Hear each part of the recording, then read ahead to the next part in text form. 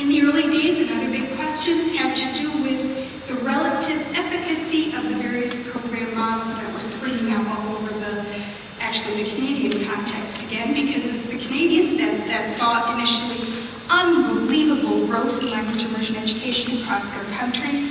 They went from that first program in St. Lambert to over 300,000 immersion students countrywide.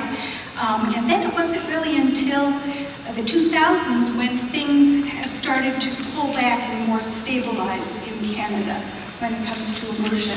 So they were growing in lots of different ways. We had the early total model, then we had the partial model, which was 50-50. The Canadians came up with a mid-immersion model when students would begin in grades 4 or 5, and oftentimes those models were for third language learners in the Canadian context, so that they would be able to get a foundation in English, and then in the middle elementary years, start with the that French immersion program, which for them would have been a third language. They also still do and still have and introduce the late immersion model, where you begin with your second language with that elementary core French base.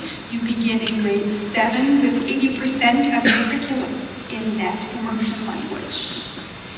And finally, a number of studies in those early years went around cultural attitudes and attitude development of immersion students. The concern, interestingly, was that immersion students might become French, right? And they wanted to make sure that immersion students would be able to hang on to that, Canadian identity, that English identity. And they also were very, very interested in fostering and seeing if language immersion would have an impact on developing cross-cultural understanding. So we had also a number of studies taking a look at those issues as well.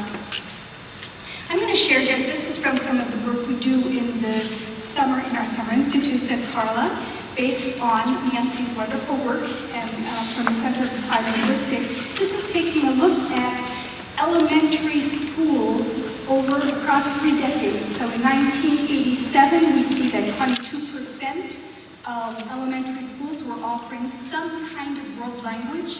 That might have been a FLEX program, which is an exploratory foreign language program, a FLES program, maybe a content-enriched FLES program, or an immersion program, partial or full. 22% overall.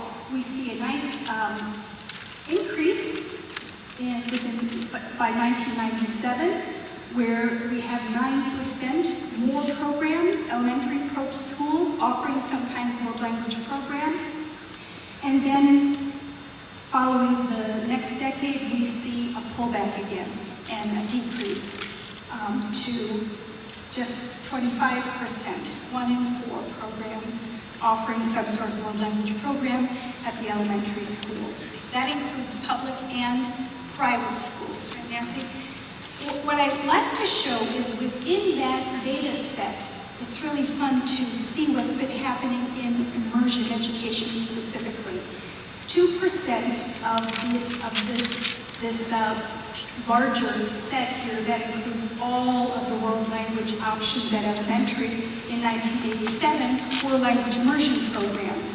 We saw a 400-fold increase in that decade between 87 and 97, and again it has almost doubled, not quite, in the decade between 97 and 2008. So we can see that there's significant growth being experienced in language immersion programming within the larger elementary world language context. So this shows the states and their amount of immersion, and as I mentioned, it is still draft data, and there are a few changes that I've already been told about today on here. But just going from left to right, actually, do you want to click on that? Yes, so show California, just point to right. Yeah.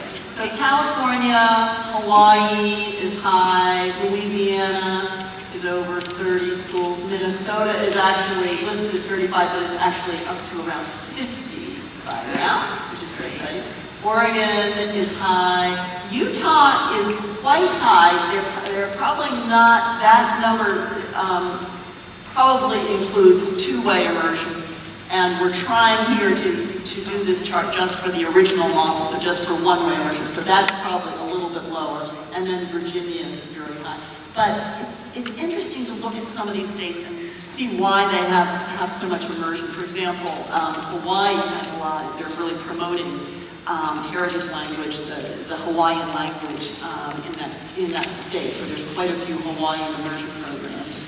In Louisiana, very similar. They're promoting French culture, Cajun culture, and so they have a lot of French immersion. Minnesota has a lot of interest on the school level, and they also have really good collaboration between the University of Minnesota and the schools, which helps a lot. Oregon also has nice collaboration with the universities.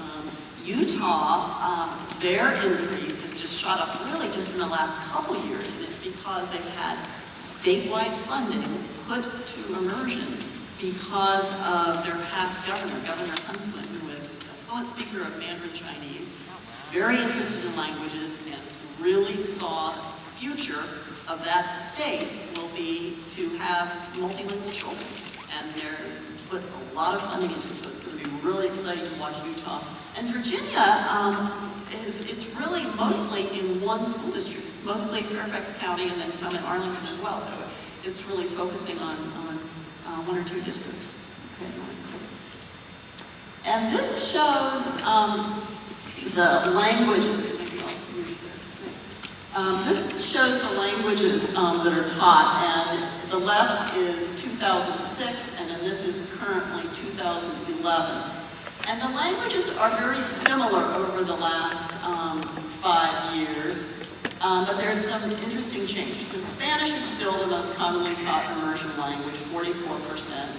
French has decreased a little from 29 to 25%, but what's exciting in immersion is that we haven't seen the decreases in the languages that we've seen across the country in all the other regular non-immersion language programs. So we've seen a huge decrease in French, German, Russian, Japanese, and so we haven't seen some of those decreases in immersion, which is quite exciting.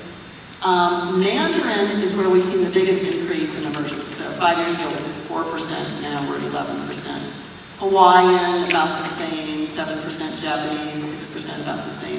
And German holding its own at 3%. So that's also exciting. So we're seeing some really positive things in immersion education. And back to Tara.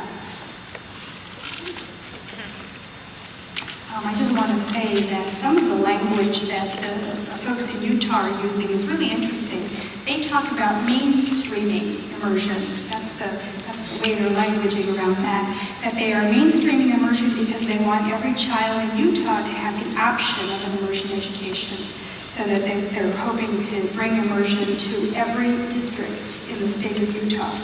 The projection right now is that by 2015, let me get this right, I think in 2015 they're hoping to have 15,000 immersion students. In Utah, the vast majority of these new programs use the 50-50 or partial immersion model. And the range of languages there are, they actually selected their languages by looking at the businesses, the international businesses of Utah, and they chose languages that would provide students with the skills that they would need in those languages in order to be able to enter the global economy, which is actually just, again, a really smart way of going about promoting language immersion education. Their languages are Mandarin, Spanish, French. They are adding next year Portuguese and German. I think one program each, Portuguese and German.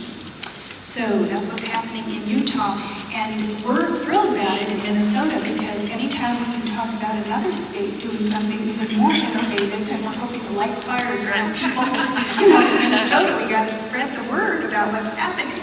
And I think it's also smart to realize the kinds of language and some of the ways people are going about educating the community